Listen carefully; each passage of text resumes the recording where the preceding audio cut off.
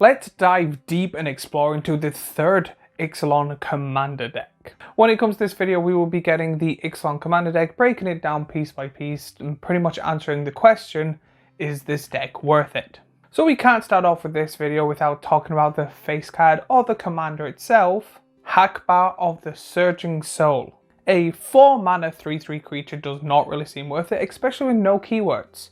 But however, what I've noticed when it comes to these commanders, they are very heavily focusing on the effects. They're kind of making more enchantment commanders than commanders itself. The whole reason is you're not really wanting to attack with these, but they still pop off and really do well when it comes to the deck you're building around. Being able to give every single merfolk the ability to explore is a really good ability when it comes to this. Pretty much the whole point of this deck is going to have a large amount of merfolks, make them unblockable and attack, and then with the explore perk they get even stronger, or you're able to put cards into your hand. And those cards being lands, which again with the second ability you're then able to play, and if you don't, you get to draw a card. This card is absolutely bonkers, and it's probably within one of the best 5 merfolk commanders I could possibly think of. This is a really good commander. The only downside is you kind of have to attack with it, but it's a merfolk, so it also explores itself. So again, it's kind of like half enchantment, half actual creature you're supposed to attack with.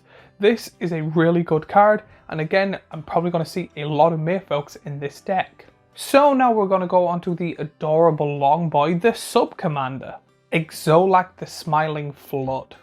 A 6-mana 6/6 with no keywords. Again, I don't ever really try and go over 5 mana when it comes to my commander unless it has a really cool or funky or powerful ability, then I don't mind as much. So we are going to go through its ability and see, is this a really good sub-commander? So again, merfolk are known for their land walk, and this card is really good to help with that.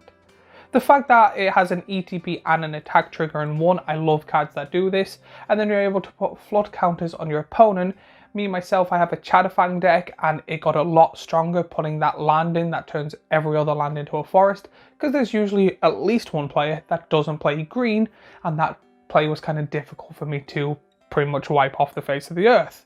So with a commander like this, Highland Walk is a really good focus on when it comes to building the deck. Plus, also, if you decide to put the counters on your own lands, or if there's lands that come in with 1/1 counters or other counters, you pretty much have a Seaborn Muse as a commander or a Wilderness Reclamation.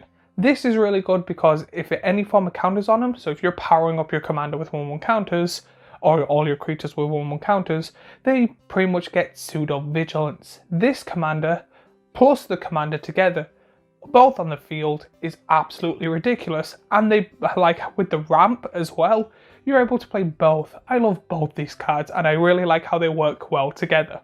So let's get into the crux of the deck, starting off with the creatures. In this deck there is 37 creatures. Of course there would be. This is going to be a very heavy creature deck.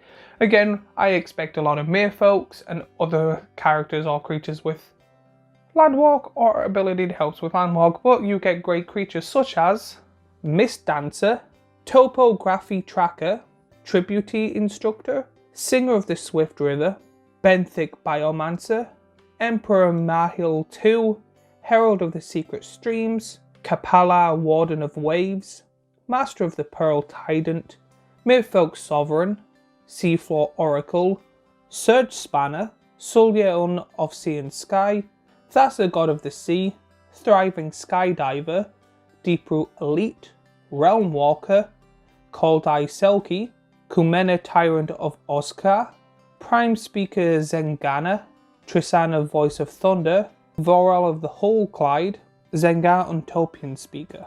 So now we're going on to the instances of this deck. When it comes to this deck there is a total of 8, however there was only 3 that caught my eye. So when it comes to those 3 instances, they are Ripples of Potential, Quadrix Command, and Ruinous Instruction. Again, I love Strixhaven. It's probably my favourite set of pretty much entire the Magic Gathering, so I was happy to see these cards get a reprint, and the other 2 cards are kind of okay. Not the biggest fan of them, but again, I know this is a very creature heavy deck, so the rest of the cards kind of need a bit of lacking. But again, these are cards that I could see in the deck normally.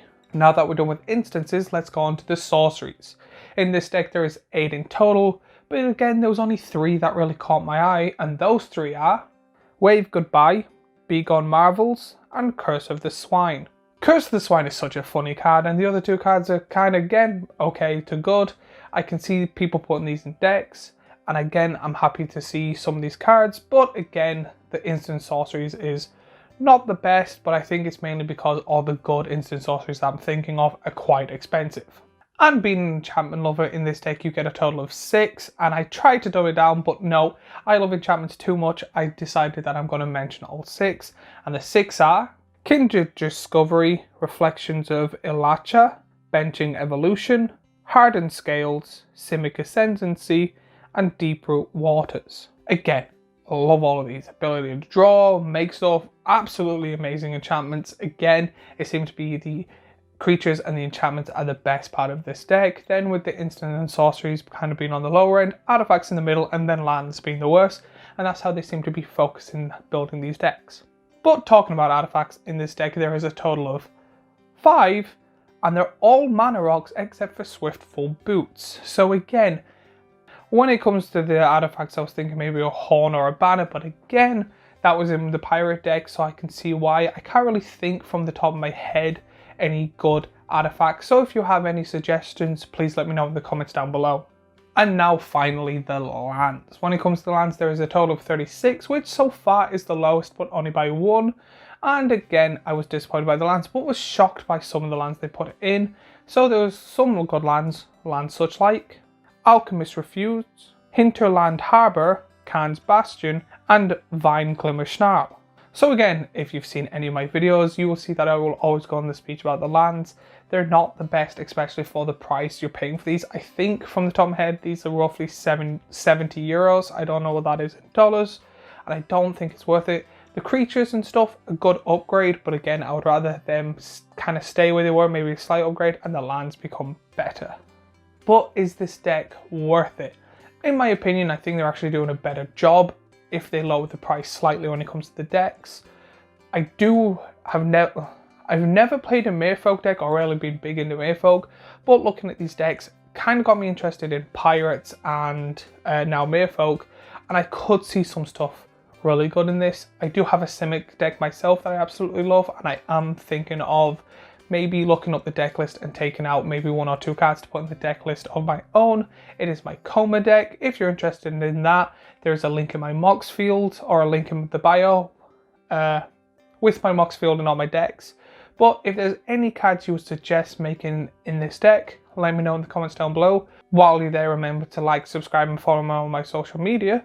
But as always, if you like this video, I have the previous Ixalan deck here, a playlist with all the Ixalan decks and all the Is It Worth It videos here, and a subscribe button here. Again, all the support has been really good, and I've really enjoyed making these videos. I would love to make more, but as always, I will see you in the next video.